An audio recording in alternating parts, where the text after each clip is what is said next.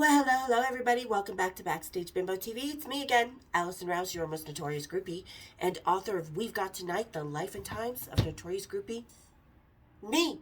That's right, back for another week, little Rocky Talkie. And we're going to get real fucking serious in this Rocky Talkie because I'm pulling no punches. And it's going to be a controversy because, you know, society still touts male womanizers as the kings of the scene. And it's really crazy how they kind of categorize that. So in today's Rocky Talkie, we are going to talk about Hugh Hefner versus rock stars as far as womanizing and how society is okay with that. So I'm finishing up this beer from Boulder Locals, their Avery Brewery. This is one of their Rascal lines. Really good Belgian wit beer. Because I was drinking it before, and one beer makes me drunk these days. So, alright guys, grab your little rascals, kick up your feet, and let's have a Rocky Talkie, shall we? Cheers, big ears. Okay, so, now let me preface this because, society as a whole has made Playboy magazine iconic. It has become part of our society and so accepted. And it's not the magazine that is actually, I think, is degrading, because I've done 78 Men's Magazine. I turned down Playboy 3 times, and I chose The Hustler, Penthouse We, Platinum, Perfect 10, Loaded, stuff like that. I did other magazines because they were more professional to work for, and I didn't have to fuck their little magazine magnet to get into the magazine like the Playboy Bunnies did. So you see where I'm going with this. Because, people like to think, oh, rock stars, they're such womanizers, they're so horrible, but Playboy is empowering. It's empowering that the women choose to take their clothes off and had a place to do that. What was not empowering, what was actually going on behind the scenes. Because now rock stars, they will have women, and they treat women better with decency, respect, with kindness, they spoil us. So I don't have anything bad to say about my experiences with rockers. Of course you have breakups and hurt feelings and people you don't like. That's just normal life. But when it came to Hugh Hefner, what really got me is how he was always, excuse me, the Belgian wit makes me burp. But so anyway, he was on special after special of being empowering to women when actually, no. He forced Linda Lovelace when Deep Throat came out, and they were having a screening of the film at the Playboy Mansion. First of all, she was in this beautiful 70s kind of Laura Ashley Gunny Sacks dress coming in, and he made sure when she went on that stage that she was highlighted from behind so that her body was seen through this dress, unbeknownst to her, while it was all going on. And then he took her after the movie was over, he took her for a little private time. She thought she was going to be talking about going into the magazine. Only thing going in anything was his dick in her mouth, because he forced her down. If you watch the movie about Linda Lovelace's life, she talks about this. Like, he basically essayed her, forced her to do something. She didn't want to do it, and she was like so crushed by this. And this was a pattern with Hugh Hefner. The women were his objects and his employees only. Those girls that did the Girls Next Door, they didn't get paid. They did not get paid by entertainment. Hugh Hefner said, no, I pay them a measly $1,000 a week so that they can get their hair and nails did and waxed and be perfect for me when I decide to go visit them or have them visit my room with their other bunny friends. So there's a lot of, if you want to be in my magazine, the couch casting call, old school Hollywood, you want to be in my magazine, come into my circled bed, little girl, type of thing going on with him that people don't really see, that it wasn't talked about until a couple of playmates came out with books. Holly Madison, one of them. There was another girl before her that had the really first explosive that really talked about life at the Playboy Mansion. He didn't take care of anything. The mattresses were so old and stained, and the grotto, like I have said before, had its own STD that science still cannot figure out. That thing just needs, the health department just needs to dig that thing up and get rid of it and go for another 2 feet or 2 miles down the soil to where it probably is soaked in over the years. And, you know, like I said, the girls next door, they did not get paid for that. Hugh Hefner said, no, they are my employees, my objects. They are here to make me look good. And that's it. He totally made a living. He would not have a life if it wasn't for women who were empowered enough in their own sexuality to go and be the Playboy bunnies in and out of the magazines and the clubs and, you know, stuff like that. So I personally don't see why Hugh Hefner is so glorified, because he is so degrading in his personal life to women. You know, he says, well, I don't want these spread shots. I don't want this because I want my magazine to be classy. That's great. He always had a beautiful looking magazine, but the life behind it, not so pretty. And I'm going to tell you right now, none of those rock stars ever exploited any girl like that I was aware of, that I was involved with.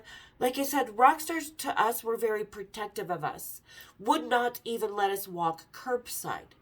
They wouldn't let anybody talk shit about us, and they wouldn't let us be ripped off. They would not allow the kind of things, nor would they do the kind of things in my personal experience that Hugh Hefner did. Oh yeah, your little girl, you want this? Well, here, let me get a little Linda Lovelace action. No, I mean, people talk about Lovelace in the 80s for passes, but I didn't see that. You know, I mean, if I was with a roadie, I was with a roadie. If I was with a rock star, I was with a rock star. Both came with passes. But it wasn't that I was doing this for that, or none of us were.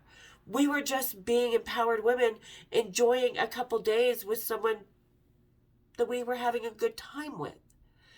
You know, but Hugh Hefner, there was always, women were second-class citizens. And let's talk about the reality of Playboy magazine. That magazine to me is just one big old medium-priced hooker catalog. Because so many guys went to that mansion who Hugh was great friend with, studio heads or Arab royalty or whoever was making Hugh feel like the god that society built him up to be at that moment in time. They would see a girl in the magazine and be like, yep, I want her. And he would say, yeah, you're going to go do him, and you're going to get a bonus this week of an extra $1,000 or $500 or $200. I don't even think it was $1,000. So these girls were basically posing for what I see as America's #1 hooker catalog. Not kidding. I know this sounds strange, but I think we're learning as more bunnies come out with the stories that the reality behind Playboy was just seedy and disgusting and greedy and backbiting and backstabbing and orgies in his mattress that probably had not been changed since he moved into the mansion in the 70s. Oh my God. You could probably make 10 bunnies from the stain on those sheets. You know, and sex with him was said to be very mediocre at best and always a group activity. And, so, you know, chlamydia had a really good, whoever the pharmaceutical company that has the pills to cure chlamydia made a killing at the Playboy Mansion. So, you know, I don't understand why some people put, you know, Hugh Hefner on this pedestal, but then tear other people down for doing exactly what he was doing. Because like I said, the rock stars, always great gentlemen, friends, lovers, just really good men. And I was raised with good men, so I have a pretty good perspective, you know, on what should not be doing and what.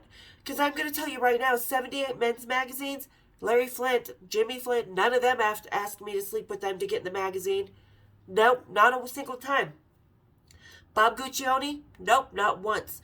Not one magazine, not one video and TV video. I have never done porn because that's not my thing.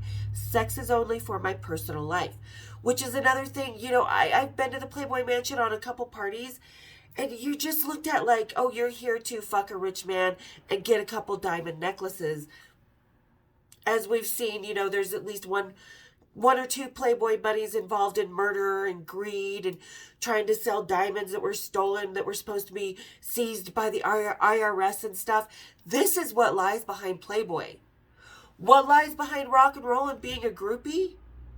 It's like summertime with my toes in the sand and really cute little hot rock and roll cabana boys bringing me Mai Tais.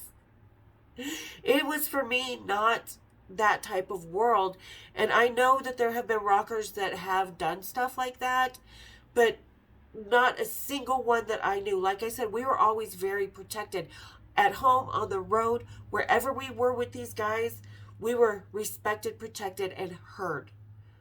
Because no was no.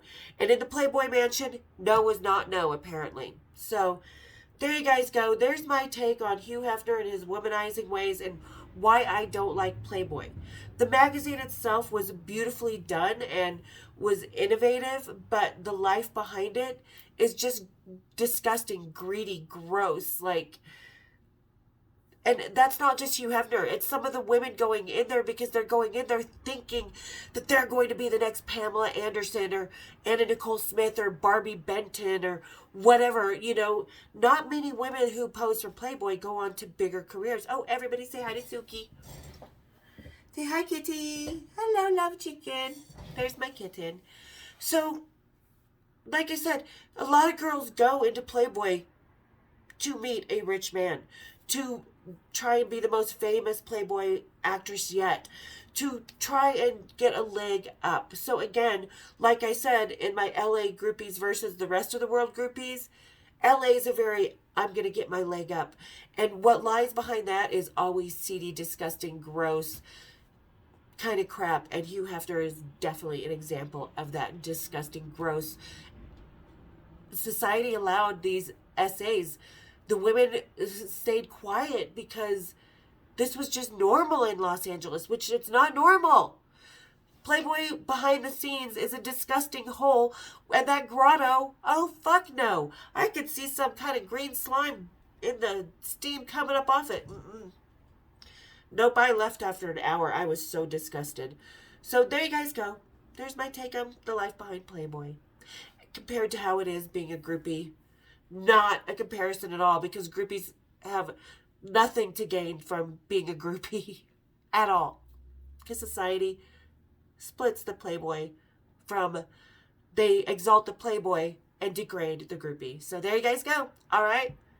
All right. Everybody say hello to Suki again, who wants out of this room.